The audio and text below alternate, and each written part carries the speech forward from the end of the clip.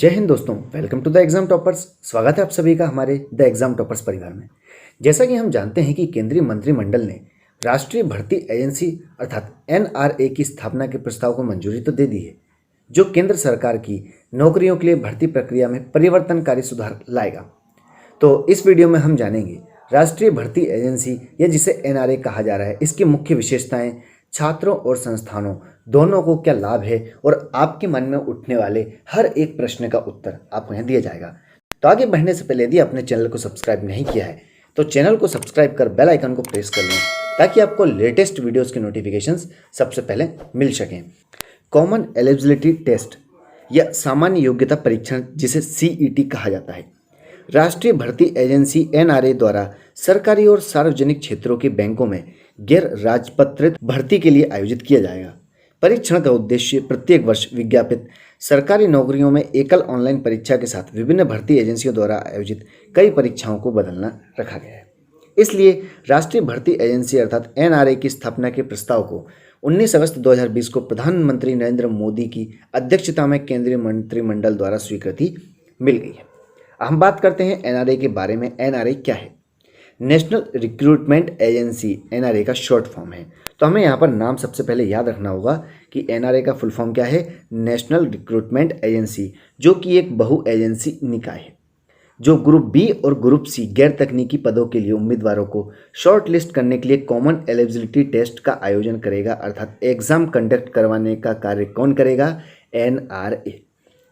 इसके शासी निकायों में अर्थात इसके अंतर्गत कौन कौन सी एग्जाम्स करवाएगा उसके बारे में बात करें तो यह रेलवे मंत्रालय, वित्त मंत्रालय या वित्तीय सेवा विभाग, एसएससी, आरआरबी और आईबीपीएस के प्रतिनिधि भी शामिल होंगे। तो कुल मिलाकर यह रेलवे मंत्रालय, आरआरबी, आईबीपीएस बैंकिंग से रिलेटेड हो गया आपका, वित्त मंत्रालय और एसएससी विभाग इन सभी एग्जाम्स को कंडक्ट कराने का कार्य करेगा। इसलिए हम कह सकते हैं कि एनआरए एक विशेषज्ञ निकाय होगा जो कि केंद्र सरकार की भर्ती में अत्याधुनिक प्रौद्योगिकी और सर्वोत्तम प्रक्रियाओं का पालन करेगी। अब हम बात करते हैं राष्ट्रीय भर्ती एजेंसी अर्थात एनआरए की मुख्य प्रमुख विशेषताओं के बारे में। तो यह एक साल में 2 बार टेस्ट को आयोजित करवाएगा। विभिन्न स्तरों पर रिक्तियों पर भर्ती की सुविधा देने के लिए स्नातक स्तर अर्थात ग्रेजुएट लेवल, 12th पास और 10th पास उम्मीदवारों के लिए अलग से सीईटी का संचालन अर्थात कॉमन एलिजिबिलिटी टेस्ट का संचालन किया जाएगा।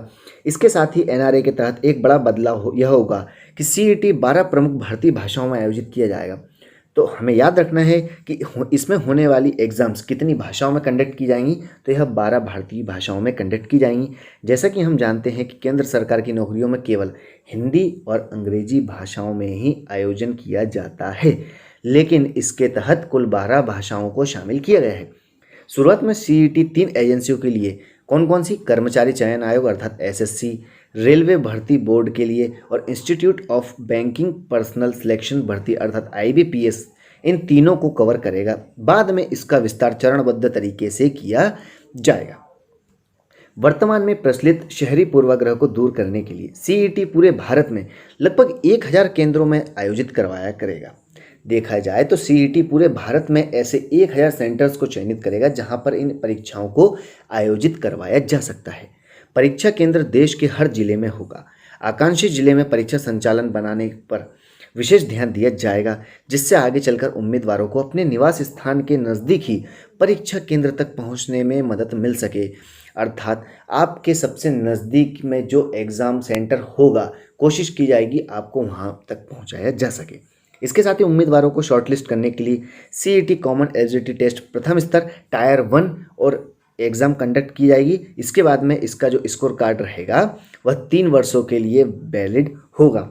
तो हमें याद रखना है कि इसकी वैलिडिटी कितने साल के लिए रहेगी? 3 साल के लिए रहेगी। इसके साथ ही यह केवल एक टायर फर्स्ट की एग्ज़ाम को कंडक्ट करने का कार्य करेगा। अब हम बात करते हैं राष्ट्रीय भर्ती एजेंसी से छात्रों के लिए क्या लाभ हो सकते हैं। कोई भी जब एग्ज़ाम कंडक्ट करवाई जाती है, संस्था गठन होता है, तो सबसे पहले बात आती है छात्रों का क्या लाभ है।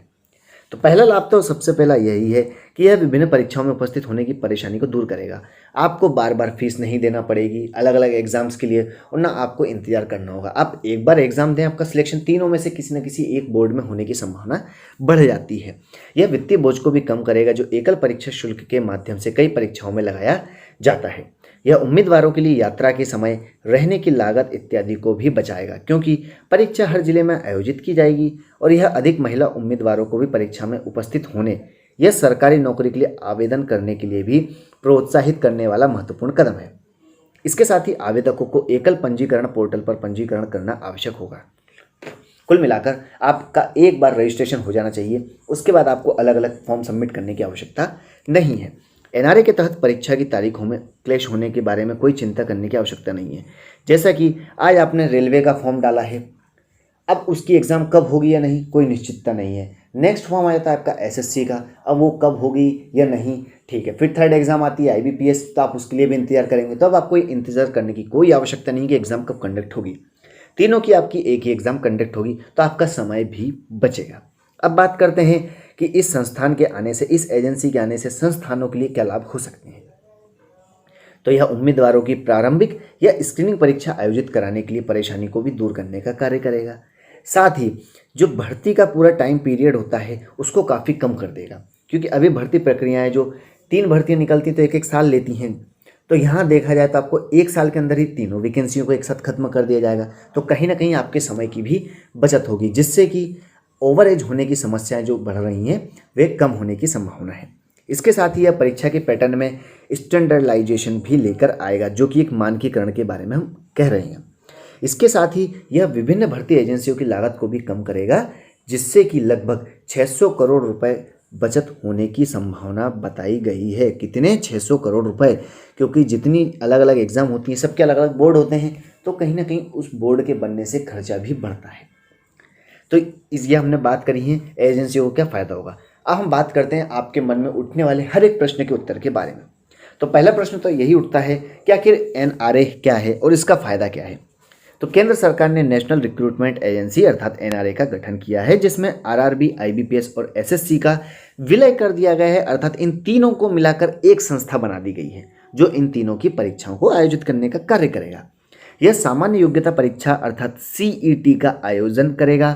सीईटी परीक्षा केंद्र सरकार की नौकरियों के सभी अर्थात ग्रुप बी और ग्रुप सी के पदों के लिए इकलौती अर्थात एकमात्र प्रवेश परीक्षा होगी, जिसके द्वारा आप इन तीनों की एग्जाम्स को फाइट कर सकते हैं। दूसरा प्रश्न आता है एनआरए के तहत कौन कौन सी परीक्षाएं आयोजित कराई जाएंगी। तो इसके अंतर्गत एसएससी अर्थात स्टाफ सिलेक्शन कमीशन, आरआरबी अर्थात रेलवे भर्ती बोर्ड और institute of banking personal selection अर्थात आईबीपीएस द्वारा गैर तकनीकी पदों के लिए कराई जाने वाली सभी परीक्षाएं एनआरए के द्वारा कराई जाएंगी और आगे चलकर केंद्र सरकार के द्वारा होने वाली सभी परीक्षाओं को इससे जोड़े जाने की उम्मीद जताई जा रही है। समय के साथ धीरे धीरे इसमें यह सारे बदलाव देखने को मिलेंगे। अगला प्रश्न आता है क्या राज्यों की एजेंसियों के अंतर्गत होने वाली परीक्षाएं भी इसमें शामिल होंगी। तो वर्तमान में सीईटी का स्कोर सिर्फ 3 एजेंसियों तक ही क्षेत्र सीमित रखा गया है। कौन कौन से? एसएससी, आरआरबी और आईबीपीएस के लिए। मगर सीईटी का स्कोर न सिर्फ राज्यों बल्कि केंद्र व निजी क्षेत्र की भर्ती एजेंसियों के साथ भी इस स्कोर को साझा किया जाएगा। नेक्स्ट क्वेश्चन आता है क्या इस एजेंसी द्वारा कराए जाने वाले सीईटी पास करते ही आपकी नौकरी पक्की हो जाएगी। तो अभी तो नहीं है, लेकिन भविष्य में ऐसा संभव हो सकता है। सीईटी अभी सिर्फ टियर 1 यानी कि स्क्रीनिंग या शॉर्ट लिस्ट की परीक्षा का आयोजन करवाएगा। इसमें पास होने वाले छात्र वैकेंसी के लिए होने वाली उच्च स्तरीय परीक्षा के लिए आवेदन कर सकेंगे। कुल मिलाकर यह आपकी प्री एग्जाम समझ सकते हैं, मेंस आपकी बाद में होगी। तो आपकी प्री जो एग्ज़ाम है वह कॉमनली एक ही एग्ज़ाम होगी। हालांकि कुछ एजेंसियों ने सिर्फ सीईटी परीक्षा के आधार पर सीधे नौकरी देने के भी संकेत दिए हैं। नेक्स्ट क्वेश्चन आता है एनआरए के सीईटी परीक्षा आयोजित करवाने के लिए क्या योग्यता होना चाहिए और इसका क्या सिलेबस होगा। तो अलग अलग शैक्षिक योग्यता के लिए अलग सीईटी परीक्षा आयोजित होगी। अभी 3 स्तर पर परीक्षाओं का आयोजन किया जाएगा, 10th बेस, 12th बेस और ग्रेजुएट स्तर के लिए। हालांकि पाठ्यक्रम इन सभी का एक ही होगा। परीक्षा का सिलेबस 10वीं, 12वीं और ग्रेजुएशन के आधार पर अलग अलग तय किया जा सकता है। नेक्स्ट आपके मन में क्वेश्चन आता है कि सीईटी का स्कोर कितने वर्ष के लिए मान्य होगा और क्या इस परीक्षा को कितनी बार हम दे सकते हैं। तो सीईटी का स्कोर अर्थात परिणाम घोषित होने की तारीख से यह 3 वर्ष के लिए वैलिड रहेगा, अर्थात 3 ईयर के लिए आपकी वैलिडिटी रहेगी इस स्कोर कार्ड की। और अगर कोई अपना स्कोर कार्ड बढ़ाना चाहता है तो वह बार बार देकर इस परीक्षा को दे सकता है, जस्ट लाइक आप सीटीईटी की एग्ज़ाम देते हैं। इसके अलावा यूपी टेट हुआ, रीट हुआ, ये जो एग्ज़ाम्स होती हैं इसको आप बार बार देकर आप अपने स्कोर कार्ड के नंबर्स को भी अपग्रेड कर सकते हैं। नेक्स्ट क्वेश्चन आता है सीईटी परीक्षा के लिए आवेदन कैसे करना होगा, परीक्षा केंद्र कैसे तय किए जाएंगे। तो एक बार एनआरए का गठन हो जाए इसके बाद सरकार सीईटी के लिए ऑनलाइन आवेदन मंगवाएगी, अर्थात आपको यह सबमिट करना होंगे। इस परीक्षा के आवेदन से जुड़ी सारी प्रक्रिया ऑनलाइन ही आयोजित की जाएगी। आवेदन के समय अपनी पसंद का परीक्षा केंद्र भी आपको चुनने का अवसर दिया जाएगा और उपलब्धता के आधार पर परीक्षा केंद्रों को भी प्रोवाइड किया जाएगा। अभी देश भर में 1000 परीक्षा केंद्र बनाए जाएंगे और हर जिले में परीक्षा केंद्र भी होगा। तो यह केंद्र सरकार की ऐसी योजना है। नेक्स्ट आता है सीईटी परीक्षा कितनी भाषाओं में आयोजित की जाएगी और यह परीक्षा साल में कितनी बार होगी, इसमें आवेदन करने के लिए क्या आयु सीमा रखी जाएगी। तो इस बात का भी हम आपको आंसर देते हैं। सीईटी की परीक्षा कई भाषाओं में आयोजित की जाएगी।